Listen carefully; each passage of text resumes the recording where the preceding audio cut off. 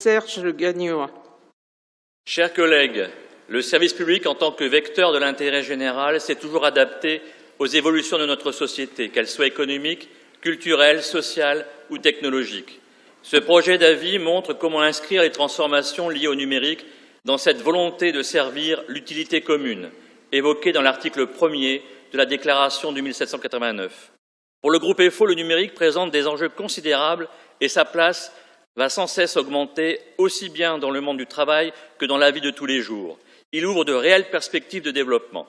Mais il peut aussi constituer un moyen de pression, d'atteinte aux libertés, de limitation des droits, de renforcement du dumping social et fiscal, de perte de souveraineté économique, sécuritaire et politique.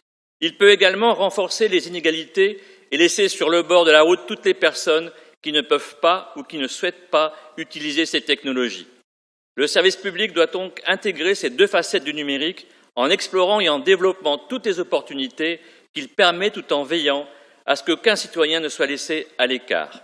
Il est donc urgent de créer un service public du numérique.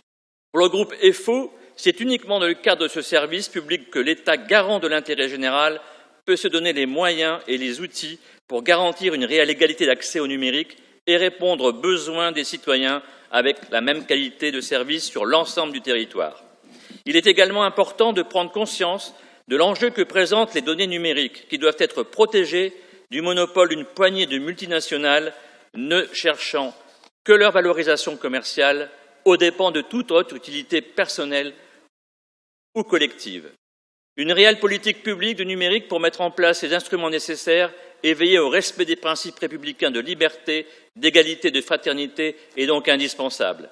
Le service public doit être rendu au plus près des besoins des populations et le lien social maintenu et renforcé.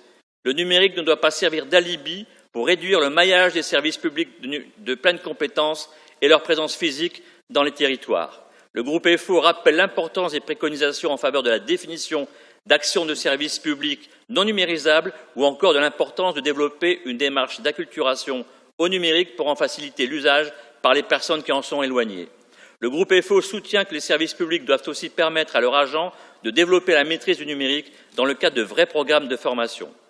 Enfin, si ce projet d'avis met en avant les enjeux du numérique, il affirme que ces nouveaux outils ne constituent que des moyens supplémentaires et non exclusifs pour répondre aux besoins des populations.